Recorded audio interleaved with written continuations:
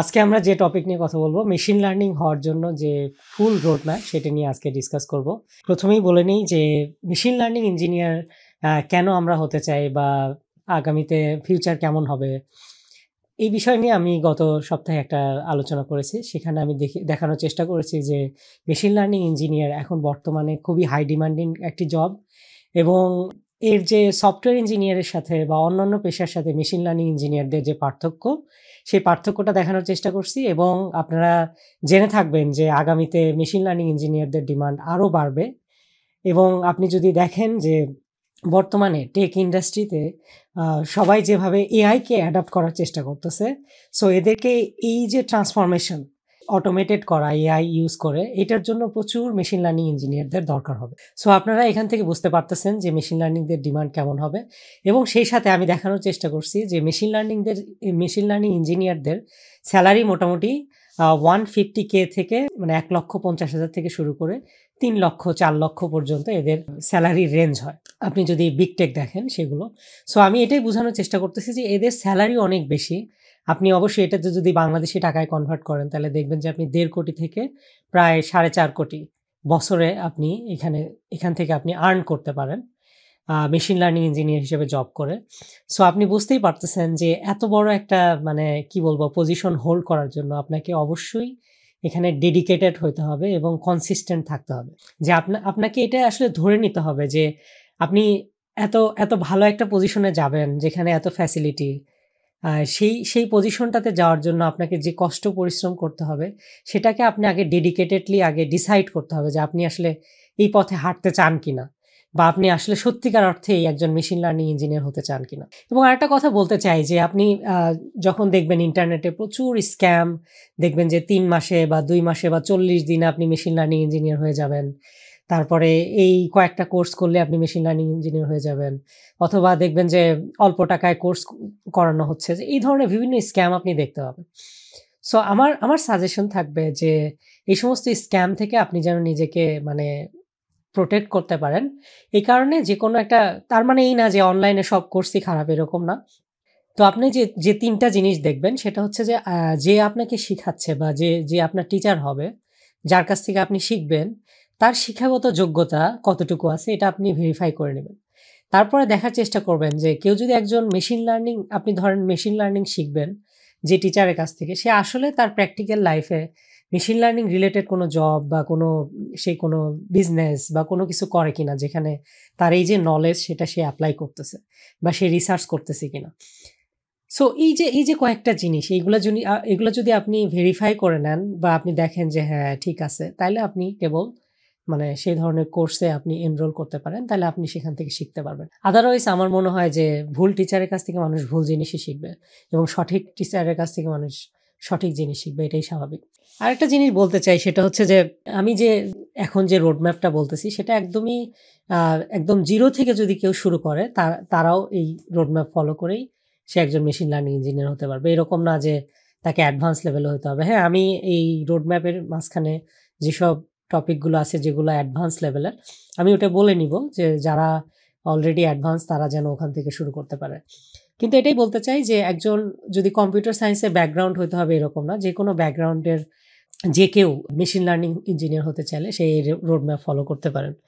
এই যে ভিডিওটা এখন আপনারা দেখতেছেন বা যে টিউটোরিয়ালটা আপনারা দেখবেন, এটার যে আপনি একজন মেশিন লার্নিং ইঞ্জিনিয়ার হবেন এবং আপনি ইন্টারন্যাশনাল জবের জন্য অ্যাপ্লাই করবেন, শুধুমাত্র এমন না যে বাংলাদেশে, তা না। আপনি যখন একজন আসলেই দক্ষ মেশিন লার্নিং ইঞ্জিনিয়ার হবেন তখন কিন্তু আপনার যে জব মার্কেট সেটা শুধুমাত্র বাংলাদেশ না, আপনার ইন্টারন্যাশনাল।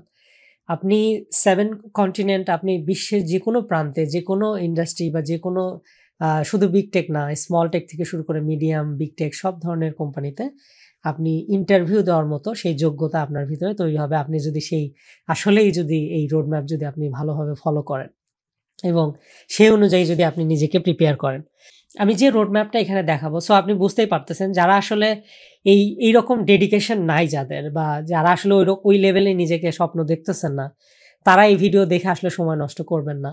কারণ আমি এই ভিডিওটা বা এই টিউটোরিয়ালটা শুধু তাদের জন্যই যারা আসলেই নিজেদেরকে একজন দক্ষ মেশিন লার্নিং ইঞ্জিনিয়ার হিসেবে আগামী 6 মাস বা 1 বছরের ভিতরে গড়ে তুলতে চায়, এবং যারা ওই স্বপ্ন দেখে যে আমি বিগ টেক মেটা অথবা উবার, অ্যামাজন বা এরকম যে মিড সাইজ কোম্পানি আছে বা স্মল টেক বা স্টার্টআপ, ইন্টারন্যাশনাল জবের জন্য যারা নিজেদেরকে প্রিপেয়ার করতে চান, এই ভিডিও শুধুমাত্র তাদের জন্য।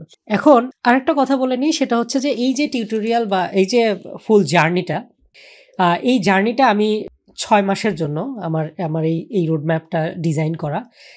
কারণ আপনি দেখতেই পাচ্ছেন যে মেশিন লার্নিং ইঞ্জিনিয়ার হচ্ছে একটা স্পেশালাইজড জব, যেটাতে আসলে আপনি এখানে নিজেকে আসলে ওইভাবে দক্ষ করে গড়ে তুলবেন। এবং এটা এমন না যে এন্ট্রি লেভেল জব বা এরকম না। মেশিন লার্নিং ইঞ্জিনিয়ার আসলে একজন স্পেশালাইজড পারসন বা স্পেশালাইজড পজিশন এটা। তো এটার জন্য নিজেকে প্রিপেয়ার করার জন্য অ্যাটলিস্ট কমপক্ষে 6 মাস লাগবে। আর আমার যে রোডম্যাপ থাকবে সেটাকে আমি এরকম সপ্তাহ ওয়াইজ ভাগ করা আছে, যে উইক 1 মানে প্রথম সপ্তাহে আপনি কি করবেন, দ্বিতীয় সপ্তাহে কি করবেন, তৃতীয় সপ্তাহে কি করবেন, এইভাবে ভাগ করে দেয়া আছে। তো আপনার যদি মনে হয় যে এই রোডম্যাপটা আসলে একটু ফাস্ট যাচ্ছে, মানে একটু সময়টা একটু কম মনে হচ্ছে, তখন আপনি কি করবেন যে প্রথম সপ্তাহের যে কাজটা সেটা আপনি 1 সপ্তাহে না করে আপনি 2 সপ্তাহে করলেন। তো দেখা যাবে যে আপনি মোটামুটি 6 মাসের জায়গায় আপনি 1 বছর লাগতেছে, কিন্তু আপনি ভালোভাবে শেখেন, এটাই হচ্ছে ব্যাপার। সো যেটাই শিখবেন আপনি ভালোভাবে প্র্যাকটিক্যালি শিখবেন, কারণ আলটিমেট গোল কিন্তু আবারও বলতেছি যে আপনাকে দক্ষ একজন মেশিন লার্নিং ইঞ্জিনিয়ার হিসেবে গড়ে তোলা। আরেকটা কথা বলতে চাই, সেটা হচ্ছে যে আমাদের এই সমস্ত বিগটেক কোম্পানিতে বা ইন্টারন্যাশনালি আপনি যদি দেখেন, আমাদের প্রতিবেশী দেশগুলো থেকে অনেক ইঞ্জিনিয়ার তারা কিন্তু এই সমস্ত পজিশন হোল্ড করে আছে। সেই ক্ষেত্রে কিন্তু অ্যাজ এ বাংলাদেশি, মানে বাংলাদেশি ইঞ্জিনিয়ারদের সংখ্যাটা কম। সো আমার এইটাই ভিশন যে আমার এই ভিডিওর দ্বারা বা এই টিউটোরিয়ালের দ্বারা যদি একটা স্টুডেন্ট বা একজন ইঞ্জিনিয়ার যদি এই সমস্ত ভালো জায়গায় যেতে পারেন, তো আমি মনে করবো এটা আমার সার্থকতা। আরেকটা কথা বলতে চাই, সেটা হচ্ছে যে এই যে রোডম্যাপ, এই রোডম্যাপের স্ট্রাকচারটা হচ্ছে এরকম যে আমি প্রথমে হচ্ছে যে আমি উইক ওয়াইজ ভাগ করা আছে, যে সপ্তাহ ওয়াইজ। তারপরে হলো যে যে টপিকগুলো শিখতে হবে সেই টপিকগুলো আমি দেখাবো। তারপরে দেখাবো হচ্ছে যে রিসোর্স কি, মানে আপনি কোন রিসোর্স থেকে আপনি এই জিনিসগুলো শিখতে পারেন। তবে একটা কথা বলে নিই, সেটা হচ্ছে যে এই থ্রু আউট দ্য জার্নি, মানে একদম রোডম্যাপের শুরু থেকে শেষ পর্যন্ত একটা রিসোর্স সবসময় লাগবে, সেটা হচ্ছে চ্যাট জিপিটি। আপনি চ্যাট জিপিটিকে অনেক বেশি ইউজ করবেন, আমি দেখাবো কিভাবে ইউজ করতে হয়। তো আপনি যে কোনো ধরনের কোশ্চেন, আমি যে টপিকগুলো লিখে দিব রোডম্যাপে সপ্তাহ ওয়াইজ, এই সপ্তাহের ভিতরে যে টপিকগুলো আসবে প্রত্যেকটা টপিক ধরে ধরে আপনি যদি চ্যাট জিপিটিকে সার্চ দেন, তাহলে দেখবেন যে সুন্দর করে আপনাকে সুন্দর করে বলে দিবে। আচ্ছা, এখন দেরি না করে চলেন আমরা দেখে আসি যে আসলে এই রোডম্যাপে আসলে কি আছে। প্রথমেই আমাকে যে জিনিসগুলো শিখতে হবে সেটা হলো, যে আমি বারবারই বলি, সেটা হলো একজন দক্ষ মেশিন লার্নিং ইঞ্জিনিয়ার হওয়ার আগে তাকে একজন সফটওয়্যার ইঞ্জিনিয়ার হতে হবে। কারণ সফটওয়্যার ইঞ্জিনিয়ারটা হচ্ছে ফাউন্ডেশন, তার উপরে হচ্ছে আপনার মেশিন লার্নিং ইঞ্জিনিয়ার। সো আপনি যদি আসলেই একজন মেশিন লার্নিং ইঞ্জিনিয়ার হতে চান, তাহলে প্রথম যে কাজটা করতে হবে সেটা হচ্ছে যে আপনাকে একজন দক্ষ সফটওয়্যার ইঞ্জিনিয়ার আগে হতে হবে। তো এই কারণে সফটওয়্যার ইঞ্জিনিয়ারের যে স্কিলগুলো আছে সেটা নিয়ে আমরা আগে কথা বলবো। তারপরে হলো আপনার কিছু সফট স্কিল লাগবে। সফট স্কিল কি, যেমন কমিউনিকেশন, তারপর লিডারশিপ, তারপর নেটওয়ার্কিং, এই স্কিলগুলো লাগবে। আমি বিস্তারিত আরও বলবো। এরপরে হচ্ছে এই দুইটা যখন শেখা হয়ে যাবে, তারপরে দরকার হচ্ছে আপনার এমএল স্কিল। সো এমএল স্কিলের ভিতরে কি টপিক থাকবে সেগুলো নিয়েও আমরা বিস্তারিত কথা বলবো। সো এরপরে ফাইনালি আপনি যখন মনে করলেন যে আপনি এখন রেডি, তখন আপনার অ্যাপ্লাই করা শুরু করে দিবেন জবের জন্য। শুধু বাংলাদেশ না, আমি আবার বলতেছি যে এই টিউটোরিয়াল হলো যারা হলো পুরো বিশ্বের জন্য নিজেদেরকে প্রিপেয়ার করতে চান ইন্টারন্যাশনাল জব পাওয়ার জন্য, শুধু বাংলাদেশের বাউন্ডারির বাইরে, তাদের জন্য এই টিউটোরিয়াল। আশা করি সবাই এই টিউটোরিয়াল থেকে আর কি উপকৃত হবে। তো চলুন আমরা দেখে আসি। উইক 0তে হলো যে আমরা do you really want to be an ML engineer. তার মানে হলো যে আপনি আসলেই কি, এই যে বলতেছি ভয় পাচ্ছি না আমি, কিন্তু আসলে এটাই বলতে চাই যে আপনি আসলেই কি মেশিন লার্নিং ইঞ্জিনিয়ার আসলে হতে চান কিনা, এটা আগে ডিসিশন নেন ভালো করে। কারণ এই যে থ্রু আউট দ্য জার্নি আপনাকে প্রচুর ডেডিকেটেড হতে হবে এবং হার্ডওয়ার্ক করতে হবে। সো আপনি আগে ডিসিশন নেন যে আপনার যদি মানে কোনো হেল্প লাগে, তাহলে আপনি আমার এই প্রিভিয়াস ভিডিওটা দেখতে পারেন, যেখানে আমি আলোচনা করছি যে একজন মেশিন লার্নিং ইঞ্জিনিয়ারের কি ফ্যাসিলিটি, তার স্যালারি কেমন, তার বেনিফিট কেমন, নেক্সট 10 ইয়ার্স মানে আগামী 10 বছরে তাদের জব পাওয়ার সম্ভাবনা কেমন, তাদের ফিউচার কেমন হবে। এই ভিডিওটা আপনি দেখতে পারেন, তাহলে আপনার ভিতরে সেই আগ্রহটা তৈরি হবে এবং ডিসিশন নিতে সহজ হবে যে আপনি আসলেই একজন মেশিন লার্নিং ইঞ্জিনিয়ার হতে চান কিনা। সো আমি এখন চলে যাচ্ছি যে আপনি যখন ডিসিশন নিলেন যে আপনি আসলেই একজন মেশিন লার্নিং ইঞ্জিনিয়ার হতে চান বা এআই ইঞ্জিনিয়ার হতে চান, তখন ফার্স্ট উইকে আপনাকে যে কাজটা করতে হবে সেটা হলো যে কম্পিউটার সায়েন্সের যেসব ফান্ডামেন্টাল জিনিস আছে সেগুলোকে শিখতে হবে। আমি আবারও বলতেছি যে এই যে রোডম্যাপ এটা সবার জন্য, শুধুমাত্র কম্পিউটার সায়েন্সের স্টুডেন্ট তাদের জন্য না। যে কেউ চাইলে এই রোডম্যাপ ফলো করে সে একজন মেশিন লার্নিং ইঞ্জিনিয়ার হতে পারে। কিন্তু তার জন্য অনেক হার্ড ওয়ার্ক করতে হবে, ডেডিকেশন লাগবে। আরেকটা জিনিস বলে নেই যে প্রথম সপ্তাহে টপিক কি থাকতে হবে, যে আমি কিছু টপিকের লিস্ট এখানে করে দিয়েছি। আপনারা চাইলে এর বাইরে আরও অনেক কিছু শিখতে পারেন। যেমন অপারেটিং সিস্টেম কি সেটা আপনাকে জানতে হবে, তারপরে বিভিন্ন হার্ডওয়্যার, সিপিইউ, র্যাম, এসএসডি এগুলো জানতে হবে। বিট বাইট কী জিনিস, কীভাবে ক্যালকুলেট করে, কীভাবে এগুলো কাজ করে, তারপরে ইন্টারনেট কীভাবে কাজ করে, তারপরে ডিএনএস, এইচটিটিপিএস এই জিনিসগুলো কোথায় পাবেন। এই জিনিসগুলো আপনি যদি কম্পিউটার সায়েন্সের স্টুডেন্ট না হন তাহলে আপনার জন্য সুখবর হচ্ছে খান একাডেমি নামে একটা ওয়েবসাইট আছে, যেখানে অনলাইন পোর্টাল, যেখানে আপনি শিখতে পারেন এই টপিকগুলো। তাদের বিভিন্ন কোর্স আছে, সেই কোর্স থেকে আপনি সিএসএ ফান্ডামেন্টাল জিনিসগুলো শিখতে পারেন। আচ্ছা, উইক 2তে আসি। দ্বিতীয় সপ্তাহে হলো আপনাকে ম্যাথস জানতে হবে।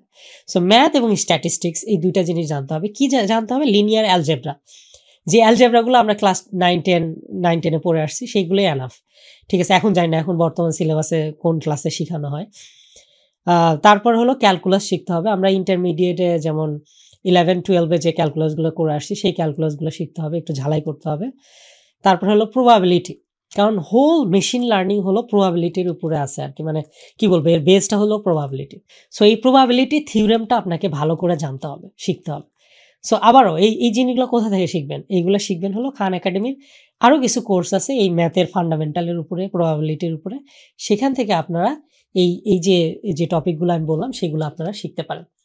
আচ্ছা, এখন মুভ করতেছি যে সপ্তাহ 3 এবং 4 মানে তৃতীয় এবং চতুর্থ সপ্তাহ আমরা কি শিখবো সেটা হলো আমাদের ভালো একটা প্রোগ্রামিং ল্যাঙ্গুয়েজ জানতে হবে।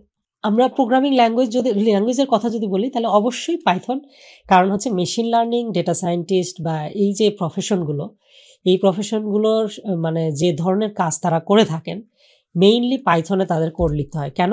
কারণ পাইথন হলো অনেক সহজ এবং এই যে লাইব্রেরিগুলো যে লাইব্রেরিগুলো ইউজ করে আপনি এই ধরনের প্রবলেমগুলো সলভ করবেন, সেই লাইব্রেরিগুলো লেখা আছে পাইথনে, বা এটা পাইথন কম্প্যাটিবল এবং পাইথনের কমিউনিটি অনেক বড়। তো এটা হলো প্রথম ল্যাঙ্গুয়েজ যে পাইথন শিখবেন। আর সেকেন্ড ল্যাঙ্গুয়েজ যদি কেউ শিখতে চায় যে না আমি একটা দিয়ে হচ্ছে না, আমি আরেকটা ল্যাঙ্গুয়েজ শিখতে চাই, সেই ক্ষেত্রে অবশ্যই C++ অথবা জাভা, যে কোনো একটা C++ অথবা জাভা।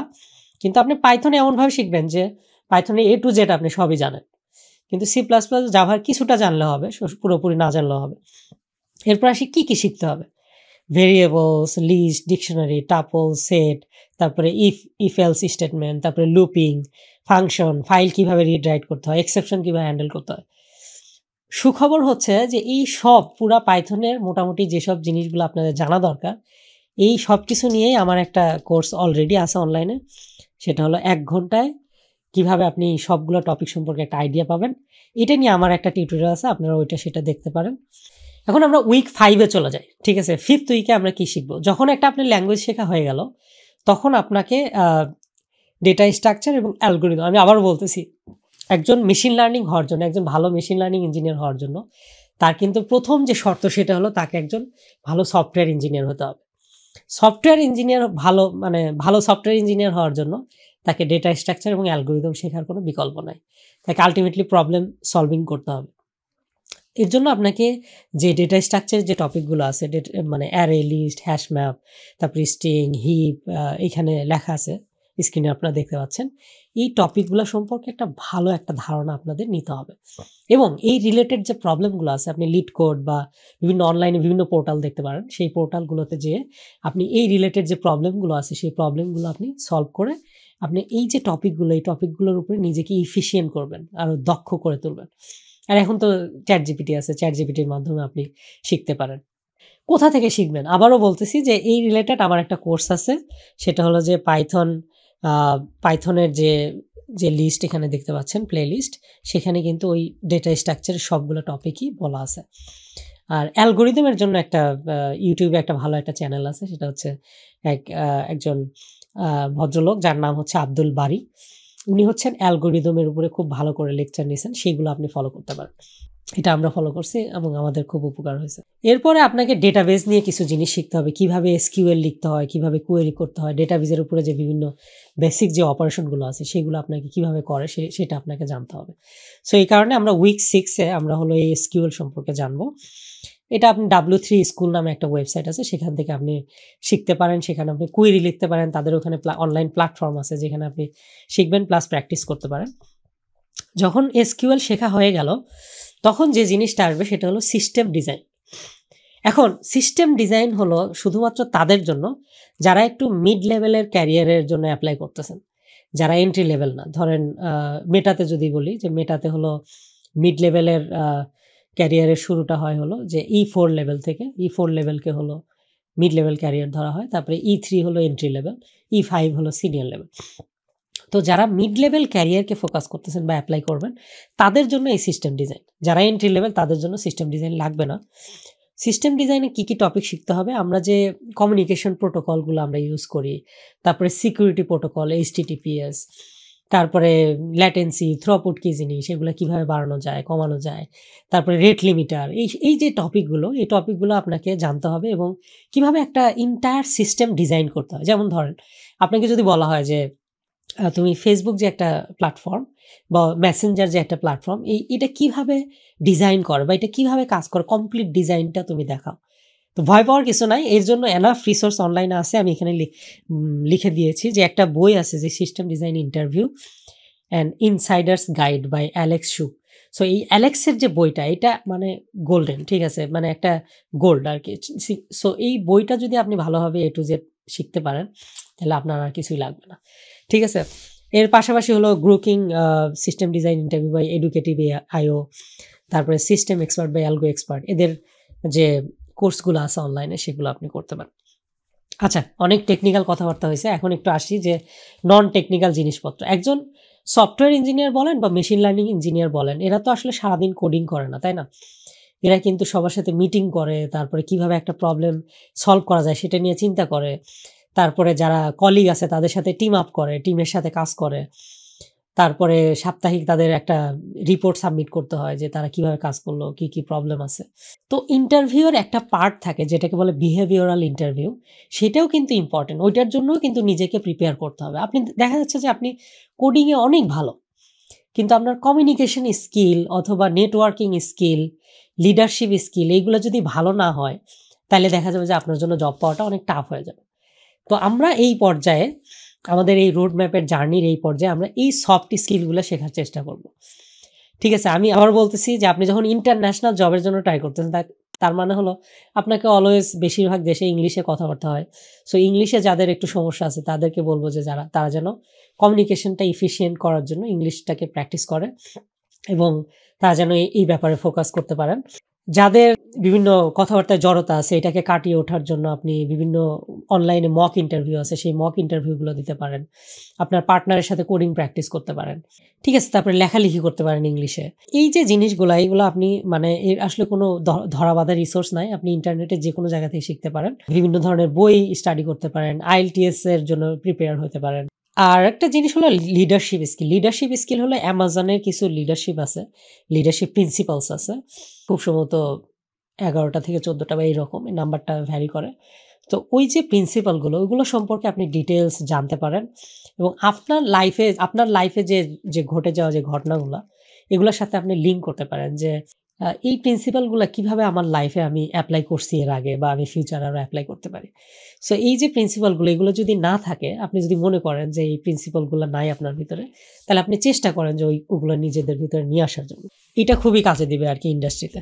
আর একটা জিনিস হলো যে নেটওয়ার্কিং বাড়াইতে হবে। কারণ হলো এই সফটওয়্যার ইন্ডাস্ট্রিতে আপনার জব পেতে গেলে বা আপনার জব পাওয়ার পরেও আপনার মানে কি বলবো, আপনার সেলফ ইমপ্রুভমেন্টের জন্য, ক্যারিয়ারের ইমপ্রুভমেন্টের জন্য আপনার সবার সাথে একটা সুন্দর একটা সম্পর্ক গড়ে তুলতে হবে। এটাকে বলে নেটওয়ার্কিং, প্রফেশনাল নেটওয়ার্কিং বা প্রফেশনাল রিলেশনশিপ।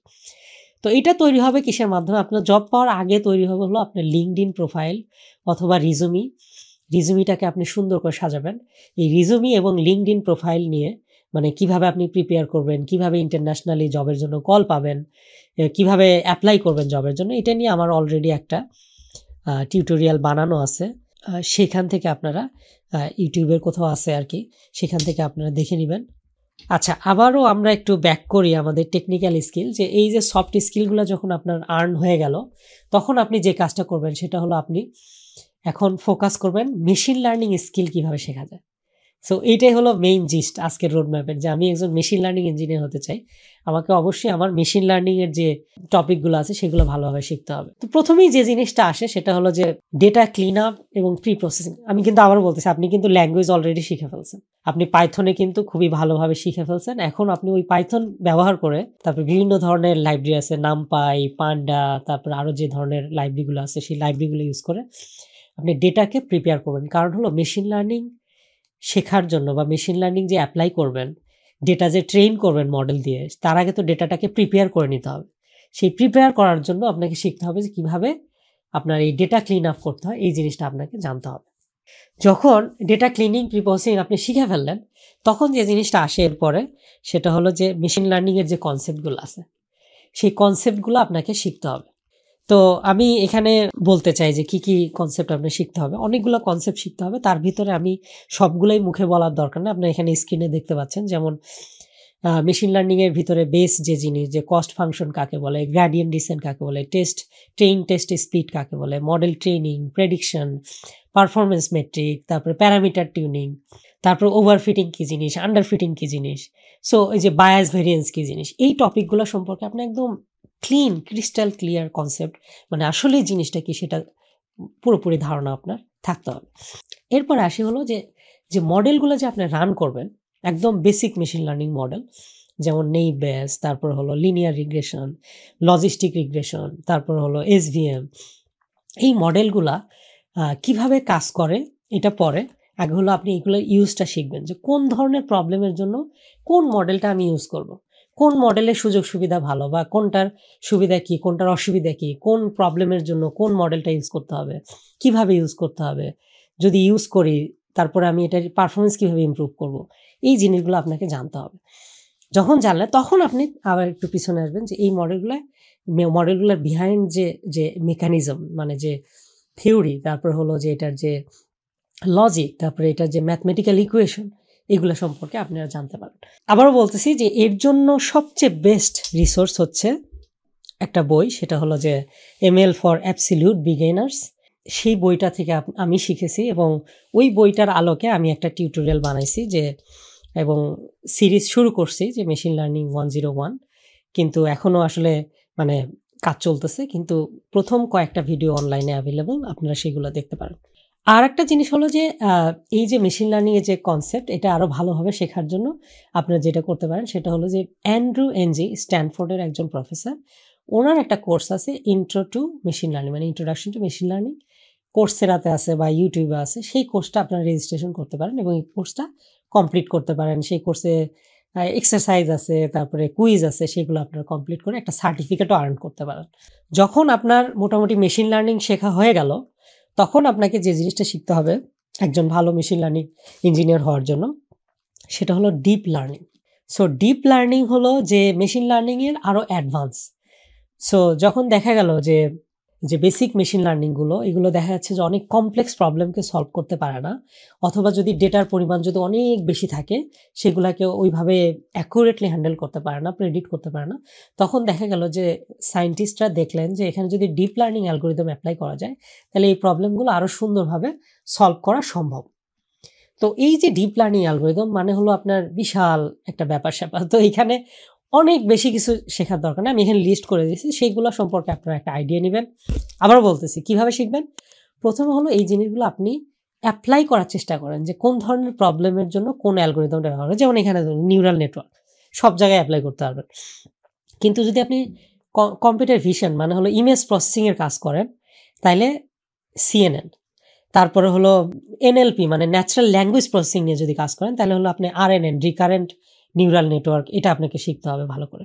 সো প্রথমে আপনাকে সবগুলো অ্যালগোরিদম সম্পর্কে ভালোভাবে মোটামুটি একটা ধারণা থাকতে হবে ইন্টারভিউ পাস করার জন্য, বা নিজেকে আসলে মেশিন লার্নিং ইঞ্জিনিয়ার হিসেবে তৈরি করার জন্য। এরপরে হলো রিসোর্স, আবারও বলতেছি যে ওই স্ট্যানফোর্ড প্রফেসরেরই একজন, স্ট্যানফোর্ড ইউনিভার্সিটির প্রফেসর অ্যান্ড্রু এনজি, ওনার আরেকটা কোর্স আছে ইন্ট্রো টু ডিপ লার্নিং, সেই কোর্সটাও আপনারা করতে পারেন। এবং একটা বই আছে খুবই মজার ব্যাপার হলো এই একটা বই যদি আপনি ভালোভাবে পড়তে পারেন তাহলে আর আপনার ডিপ লার্নিং সম্পর্কে আর কিছু অজানা থাকবে না। সেটা হলো ডিপ লার্নিং বাই ইয়ান গডফেলো। ঠিক আছে, ওনার বইটা খুবই খুবই খুবই ভালো। এই পর্যায়ে আমি আরেকটা কথা বলতে চাই, যে আবারও বলতেছি, যারা হলো মিড লেভেল জবের জন্য ট্রাই করতেছেন বা মিড লেভেল, যেমন মেটাতে হলো E4 level machine learning engineer হিসেবে অ্যাপ্লাই করবেন, তাদের জন্য হলো এই ML সিস্টেম ডিজাইন আর একটা টপিক, যে টপিকটা আপনাদেরকে শিখতে হবে। এটা উইক 19 এবং 21, এই 3 সপ্তাহে আপনাকে এই বিষয় আপনি শিখতে পারেন। কিছু কিছু এক্সাম্পল দেয় যে মেশিন লার্নিং সিস্টেম ডিজাইন কাকে বলে। যেমন যদি আপনাকে কেউ জিজ্ঞাসা করে যে আচ্ছা, আমরা যে প্রতিদিন যে ফেসবুক ইউজ করতেছি, তো আমার কাছে যে নিউজ ফিডগুলো আসতেছে, এটা কিন্তু র্যাঙ্কিংয়ের মাধ্যমে সর্ট আউট করতেছে যে আসলে কোন ফিডগুলো আমাকে দেখানো হবে। ঠিক আছে, কারণ আপনার দেখা যাচ্ছে 5,000 ফ্রেন্ড, সেই 5,000 ফ্রেন্ডই দেখা যাচ্ছে যে 2,000 ফ্রেন্ড পোস্ট করছে আজকে এবং কালকে বা গতকাল। তো এর ভিতর থেকে কোনটাকে আগে দেখানো হবে? তো এটা কিন্তু মেশিন লার্নিং ব্যবহার করে এই র্যাঙ্কিংটা তৈরি করা হয়েছে। র্যাঙ্কিং করে তারপরে আপনাকে দেখানো হচ্ছে। তো কেউ যদি জিজ্ঞাসা করে এই যে ফেসবুকের যে নিউজ ফিডের যে র্যাঙ্কিং, এটা কিভাবে করা হয় বা কিভাবে আপনাকে যদি বলে আপনি করে দেন, তখন আপনি কিভাবে করবেন? তো এর জন্য আপনাকে যে নলেজটা দরকার, যে যে জিনিসটা আপনাকে শিখতে হবে, সেটা হলো এই মেশিন লার্নিং সিস্টেম ডিজাইন। এটা আপনি কোথা থেকে শিখবেন? একটা ইবুক আছে ML system design by educative IO, আপনি গুগল করলেই পাবেন। অথবা এই ML expert by algo expert, ওরা একটা অনলাইনে একটা কোর্স আছে, সেই কোর্সটা খুবই ভালো, ওটা আপনারা করতে পারেন। আমরা কিন্তু একদম জার্নির শেষ যে 3 সপ্তাহ, 6 মাসের শেষ 3 সপ্তাহে চলে আসছি। সেটা হলো উইক 22 to 24। তার মানে হচ্ছে যে আমরা একদম যে 6 মাসের যে আমরা জার্নি শুরু করেছিলাম, সেই 6 মাসের একদম শেষ পর্যায়ে, সেটা হলো যে আমাকে যখন মেশিন লার্নিং শেখা হয়ে গেল, সফটওয়্যার ইঞ্জিনিয়ারিং শেখা হয়ে গেল, সফট স্কিলগুলো আপনার শেখা হয়ে গেল, তখন আপনি মেশিন লার্নিং এর কিছু স্পেশালাইজড ফিল্ড আছে, সেই ফিল্ডগুলো থেকে আপনি পিক করবেন যে কোনটাতে আপনি যেতে চান। তার আগে আপনাকে সেই ফিল্ডগুলো সম্পর্কে একটা সাম্যক একটা ধারণা থাকতে হবে, একটা ব্রিফ একটা আইডিয়া থাকতে হবে যে কোন ফিল্ডে কি ধরনের কাজ হচ্ছে, কোন ফিল্ডে কি কি টুল এখন মানুষ ইউজ করে। সেখান থেকে আপনি যেমন ধরেন ML অপস, তারপরে কম্পিউটার ভিশন যেগুলো ইমেজ প্রসেসিং ভিডিও প্রসেসিং নিয়ে কাজ করে, NLP যেগুলো ভাষা নিয়ে কাজ করে, জেন AI যেটা হলো যে ChatGPT একটা উদাহরণ, এই ধরনের যে ফিল্ডগুলো আছে সেই ফিল্ডগুলো থেকে আপনি পিক করে সেখান থেকে আপনি একটাতে নিজেকে স্পেশালাইজ করতে পারেন। সো এখানে আমি 3 সপ্তাহের কথা বলছি, যে আপনি আরো বেশি সময় স্পেন্ড করতে পারেন এবং নিজেকে আসলেই ভালোভাবে একজন মেশিন লার্নিং ইঞ্জিনিয়ার হিসেবে গড়ে তুলতে পারেন। এখানে আপনি আসলে টপিকের কোনো শেষ নাই, এখানে অনেক অজস্র টপিক আছে, সেই টপিকগুলো আপনি শিখতে পারেন। তবে আমি যে কথাটা বলবো সেটা হলো রিসোর্স কি কি হতে পারে।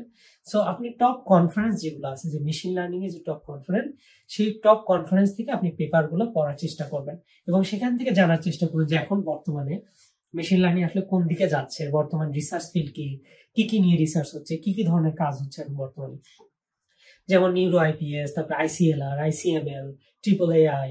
সো এই যে কনফারেন্সগুলো, এই কনফারেন্সগুলো থেকে আপনি পেপারগুলো পড়তে পারেন। আমরা যখন সকালে ঘুম থেকে পত্রিকা পড়ি না, তো পত্রিকা পড়ার দ্বারা আমরা কি জানতে পারি, যে আমরা পুরো পৃথিবীতে কোথায় কি হচ্ছে সেগুলো খবর আমরা জানতে পারি। ঠিক এমনি ভাবে এই টপ কনফারেন্সের পেপারগুলো যদি আপনি পড়েন, তাহলে দেখবেন যে মেশিন লার্নিং, ডিপ লার্নিং এর লেটেস্ট কোথায় কি হচ্ছে, কি কি বিষয় নিয়ে তারা রিসার্চ করতেছে, কোথায় কি ঘটনা ঘটতেছে, কি কি ইমপ্রুভ হচ্ছে, নতুন নতুন কি প্রোডাক্ট মার্কেটে আসতেছে। আরেকটা গুড রিসোর্স আছে, সেটা হলো কোম্পানির ব্লগ পোস্ট। মানে বিভিন্ন কোম্পানি, বড় বড় কোম্পানি যেগুলো আছে, যেমন মেটার একটা ব্লগ আছে, এবং মেটার একটা AI নিয়ে রিসার্চ করা একটা আলাদা অর্গানাইজেশন আছে, যেটাকে বলে ফেসবুক AI রিসার্চ। এরকম গুগল ব্রেন, তারপরে হলো গুগল ব্রেন হলো AI নিয়ে কাজ করে, মেশিন লার্নিং নিয়ে কাজ করে। তারপরে ওপেন AI, যাদের প্রোডাক্ট হলো ChatGPT, তারপরে ওপেন সিরি, তারপরে MITর কিছু মেশিন লার্নিং রিলেটেড কিছু ব্লগ আছে, সেগুলো থেকে আপনি এই ব্লগ পোস্ট গুলো পড়তে পারেন এবং তাদের সম্পর্কে আপনি আইডিয়া নিতে পারেন। সো এই হচ্ছে মোটামুটি আমাদের মেশিন লার্নিং এর ফুল রোডম্যাপ। সো এখানে আমি এই যে রোডম্যাপটা দেখালাম, এর ভিতরে এমন না যে এই রোডম্যাপে সবকিছু আছে, এরকম না। এবং আমি এটাকে একদম কংক্রিট করে 6 মাসের ভিতরে নিয়ে আসছি। আমি জানি যে 6 মাস আসলে খুবই টাইট সময়। অনেকে দেখা যাচ্ছে যে মানে 1 বছর, 2 বছর, 3 বছর ব্যয় করেও তারা ভালো মেশিন লার্নিং ইঞ্জিনিয়ার হতে পারতেছে না, চেষ্টা করতেছে। কিন্তু এটা আসলে সময়ের সাথে সম্পর্ক না, এটা হলো যে আপনি কতটা ইফেক্টিভলি নিজেকে প্রিপেয়ার করতেছেন এবং কিভাবে প্র্যাকটিক্যালি আপনি কতটা ডেডিকেটেড করতেছেন। এখন একজন ডেইলি 1 ঘন্টা সময় দেয় এবং আরেকজন হলো দৈনিক 8 ঘন্টা সময় দেয়, তাদের দুইজনের কি একই সময় লাগবে? না। ঠিক আছে। সো সো দুজনেরই কি 6 মাস লাগবে না? সো এরকম জিনিসটা যে আপনি কতটা ডেডিকেটেডলি নিজেকে প্রিপেয়ার করতেছেন, কতটুকু সময় দিতেছেন, কতটুকু প্রিপেয়ার করতেছেন, আসলে কতটা প্যাশনেট আপনি যে মেশিন লার্নিং শেখার জন্য।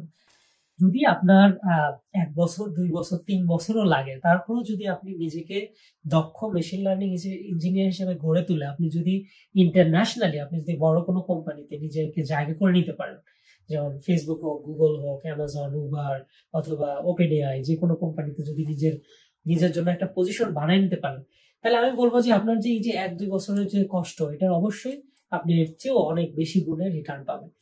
আচ্ছা, এখন অনেকে জানতে চাইছেন যে আমি কিভাবে আসলে মেশিন লার্নিং ইঞ্জিনিয়ার হয়েছি। আমি যে রোডম্যাপ তৈরি করছি এটা আসলে আমার নিজের অভিজ্ঞতা থেকেই তৈরি করা।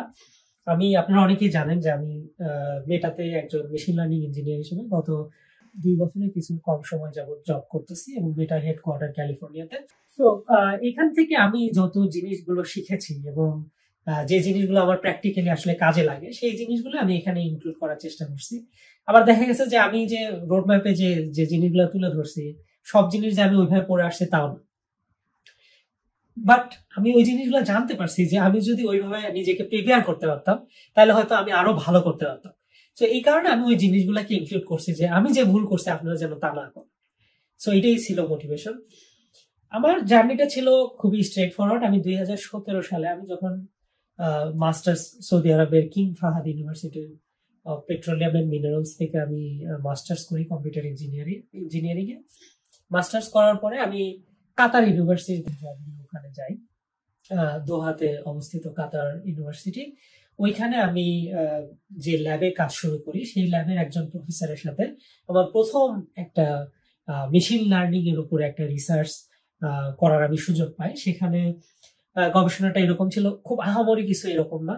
এটা সিম্পলি হলো যে বিভিন্ন ধরনের পেশেন্টের স্লিপ স্টেজ, মানে হলো যে তাদের যে ঘুমায় তারা, তো ঘুমের যে ডেপথ, যে সেই ডেপথের পরিমাণ অনুযায়ী ইসিজি ডেটা ছিল আমাদের, সেই ঘুমের পরিমাণ অনুযায়ী তারা বিভিন্ন ধরনের পেশেন্টের লেভেল আইডেন্টিফাই করবে বা মেশিন লার্নিং এর মাধ্যমে সেটাকে প্রেডিক্ট করবে। আমার পেপারটা অনলাইনে অ্যাভেলেবল, কেউ যদি চায় রিসার্চ, গুগল রিসার্চ থেকে তারা ওখানে পড়তে পারেন। সো এই যে এটা হলো আমার জীবনের প্রথম মেশিন লার্নিং এর উপরে কাজটা করা শুরু আর কি। এরপরে আমি ওখান থেকে ইউএসএ তে আসি ডক্টরেট করার জন্য, পিএইচডি করার জন্য।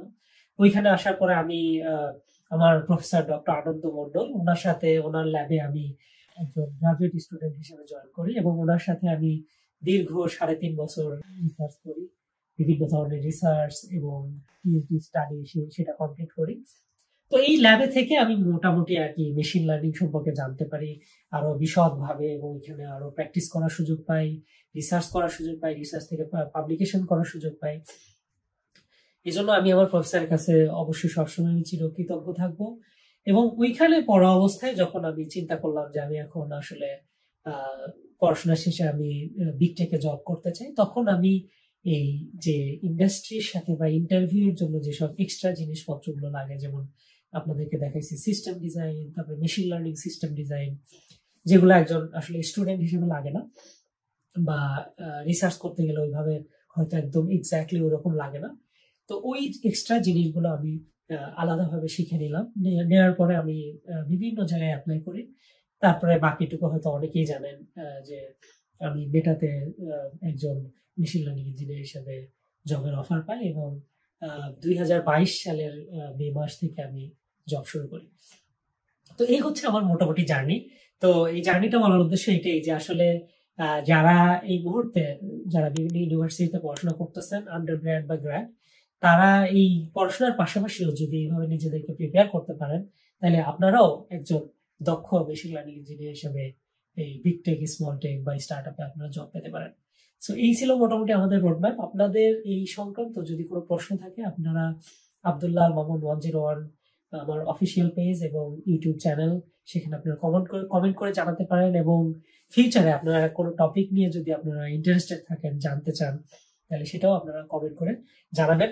এবং সবাই সুস্থ থাকবেন, ভালো থাকবেন, এই আশা ব্যক্ত করে আমি আজকের মতো শেষ করছি। আল্লাহ হাফেজ।